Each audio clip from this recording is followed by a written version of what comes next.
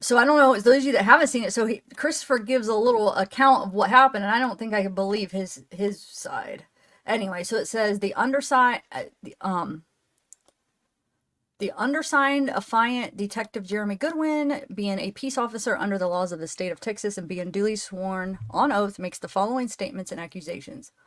A victim in this case has been identified as Savanah Nicole Soto, date of birth August 22nd, 2005, hereinafter referred to as victim 1, and a victim in this case has been identified as Matthew Gabriel Guerra, date of birth October 26, 2001, hereinafter referred to as victim 2.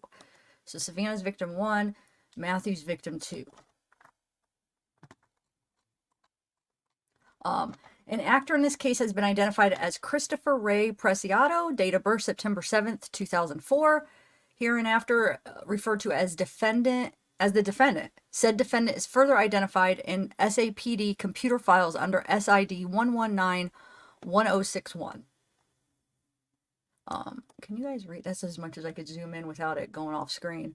Anyway, it is the belief of your affiant that the offense of PC 1903, capital murder, multiple persons, was committed on or about the 21st day of December 2023 in Bexar County, Texas. Your affiant has probable cause for said belief by reason of the following facts. On December 23rd, 2023, Leon Valley Police received a call for a missing person report. Family of the missing person stated she was supposed to be induced for her pregnancy and did not show up for appointment. The family advised they had not been able to get a hold of the female and stated she was not answering her phone. A check of the hospitals was conducted by the family, and it was found that the family was not at any of the hospitals. It was found that the female lived with her boyfriend. However, the family of the boyfriend advised they were not able to get in touch with him as well. The female was entered as a missing person by Leon Valley. Further investigation found that the female and her boyfriend were not responding to any phone calls, and their whereabouts were unknown. Media broadcast on the news the story of the missing female and her boyfriend. In the media, the boyfriend's car description was broadcast in the media and was said to be a 2013 gray Kia Optima. On December 26, 2023, a resident of 5903 Danny K Drive messaged the family of the female and advised them that they believe the vehicle was parked at 5903 Danny K Drive. The family contacted Leon Valley and drove to the location. Upon Leon Valley Police arrival to the location, Leon Valley Police observed the vehicle. Inside of the vehicle was a deceased pregnant female in the front seat and a deceased male in the back seat of the vehicle.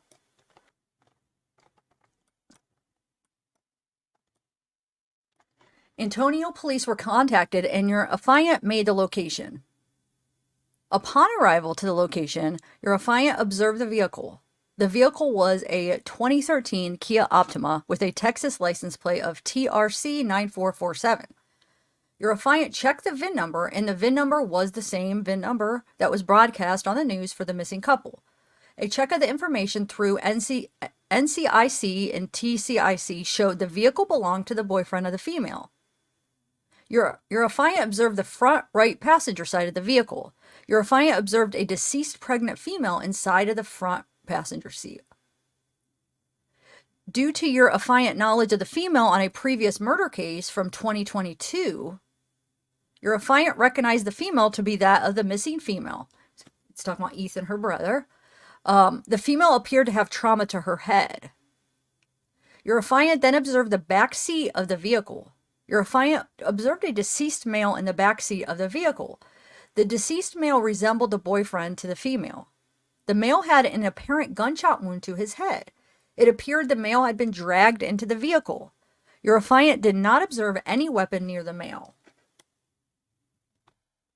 A search warrant was requested so entry into the vehicle could be conducted. While waiting for the search warrant, your affiant spoke to the families of the female and the male. It was found that the boyfriend to the female sold narcotics and would use his phone through cell communication as well as social media to sell narcotics. It was also advised that the boyfriend would post money and narcotics on Instagram. It was stated that people wanted to rob the boyfriend, and it was stated that the boyfriend had been shot at before. The family provided your affiant with the phone number of the female. The female of the male provided your affiant with his phone number as well as his Instagram.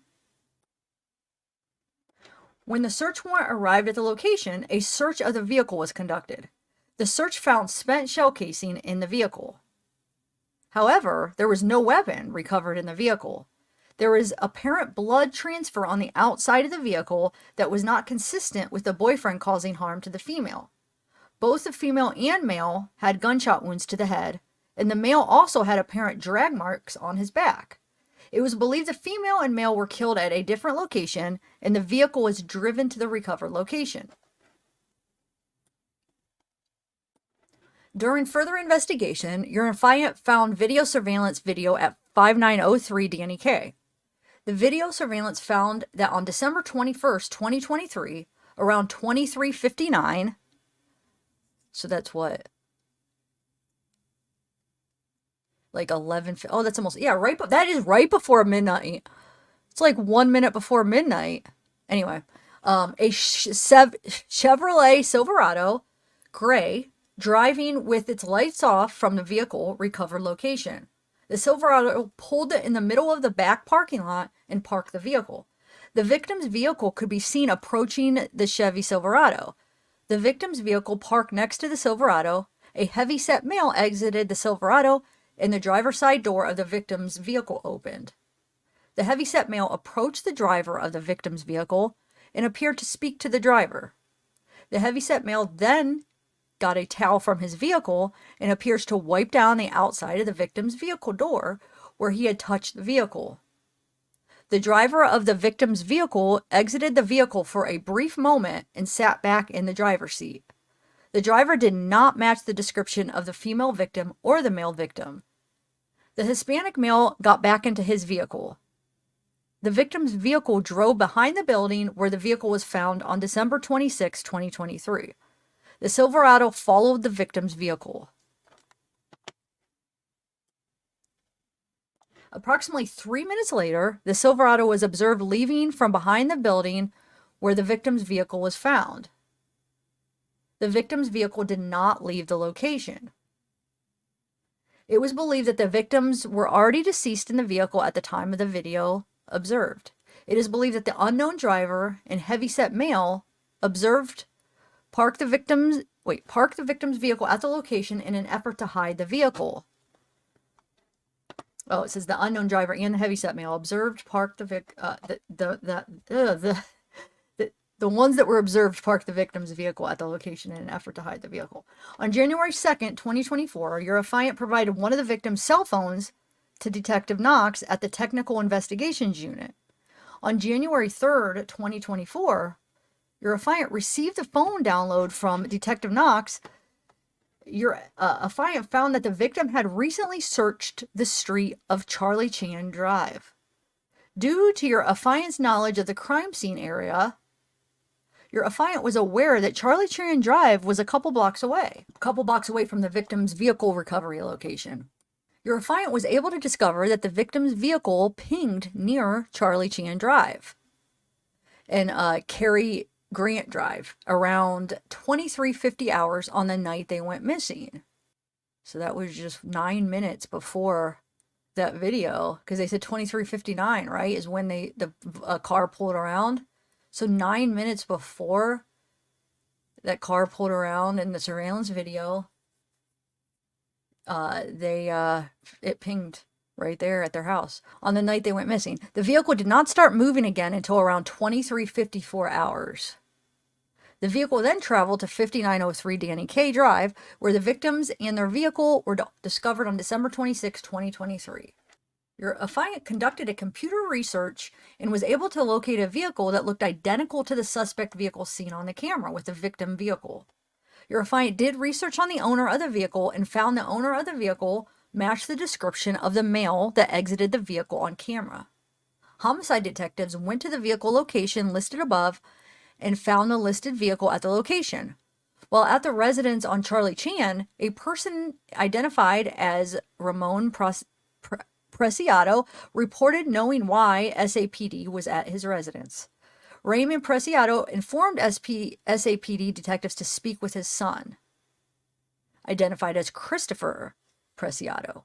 Raymond Preciado and Christopher Preciado were transported to SAPD homicide to speak with your affiant, while additional SAPD detectives searched the residence on Charlie Chan Drive under the authority of a search warrant.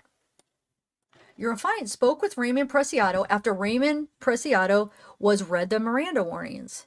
Raymond admitted to driving his Chevy Silverado to 5903 Danny K Drive, where he met Christopher, and Raymond identified himself on surveillance video from 5903 Danny K Drive as the person observed exiting the Chevy Silverado. Raymond reported meeting Christopher at his apartment complex, who was driving another vehicle. This vehicle is the vehicle in which Matthew and Savanah were found deceased. Raymond admitted to assisting Christopher at 5903 Danny K Drive. Raymond knowingly treated the human corpse of Matthew and Savanah, an unborn child of Savanah named Fabian, in an offensive manner by leaving them in the abandoned vehicle. Your affiant then spoke with Christopher after Christopher was read the Miranda warnings. Christopher reported Matthew and Savanah drove to his residence on Charlie Chan Drive to sell Christopher marijuana. Christopher went on to provide a version of events that were inconsistent with evidence collected at the scene and from the victim's recovered vehicle. Christopher claimed the male victim pointed a weapon at him, and Christopher was able to manipulate the weapon, resulting in the female being shot. Christopher then stated that he had the weapon pointed at him again, and he manipulated the weapon again, resulting in the male victim being shot. Christopher's statement is inconsistent with the gunshot wounds suffered by Matthew and Savanah and the evidence located at the crime scene. Christopher intentionally discharged a firearm at Savanah and Matthew with the intention of causing the death. The actions of Christopher resulted in the death of Matthew and Savannah Soto's unborn child named Fabian. Your affiant has reason to believe and does believe the said defendant, Christopher Ray Preciado, on or about the 21st day of December, 2023, in Bexar County, Texas, intentionally caused the death of multiple persons in violation of section number 1903, Penal Code of the Texas State. And here's, therefore, your affiant respectfully requests that a warrant be issued up for the arrest of the defendant, Christopher Ray Preciado, charging him with the felony criminal offense of capital murder of persons in violation of section 1903 Penal Code. To any peace officer of any court within the state of Texas, you hereby commanded to take the body of Christopher Preciado, last known address, male, Hispanic, birthday, if the individual be found in your county and the individual safely keep, so that you will have the individual before the magistrate court, Bexar County, Texas, to hold forthwith to answer the state of Texas wherein the individual is charged with criminal offense. Yep, and there's a warrant number. So, what do you guys think of that? So, just real quick, a couple things that come to my mind here. So only Matthew had the drag marks, so I think they were shot in the car, right? Matthew was in the driver's side. Savanah was where she was found, and then he just moved Matthew to the back, and that's why he had drag marks, maybe, and that's why there's blood transfer on the outside of the car, because they didn't say she had drag marks, or, you know what I'm saying? So I think he just moved him to the back, you know, because he had to drive the car, because it was at his place, so he couldn't keep it there. So that's why he had to drive the car somewhere else. I think there's more. It has to be more than about weed. I'm sorry, nobody's gonna kill over weed. You know what I'm saying? That's not a drug that makes you kill, unless if it's like money, like a large amounts, and you're gonna get so much money. Drugs that could possibly make you kill because of withdrawal symptoms or things you're hooked on, like is like opiates, heroin, any kind of like even opiates, because you're like withdrawing if you don't have money. I could see it can make somebody kill somebody to get your fix, even meth, but like weed, unless if you had thousands of dollars you wanted to get, but you're going to kill over like a little bit of weed, I don't know, man. I mean, I guess he probably robbed him, took him, whatever he had with him. But if Matthew was a smart drug dealer, he wouldn't have came with a bunch of money or drugs. He'd probably go maybe set up a couple deals, only carry that amount that you know what I'm saying, that he needs because of, I mean, we know he's already been threatened and tried to be killed, like shot at. He's was a known drug dealer, so like he was probably smart about it and only took what he needed, so he didn't get robbed, you know. But anyway,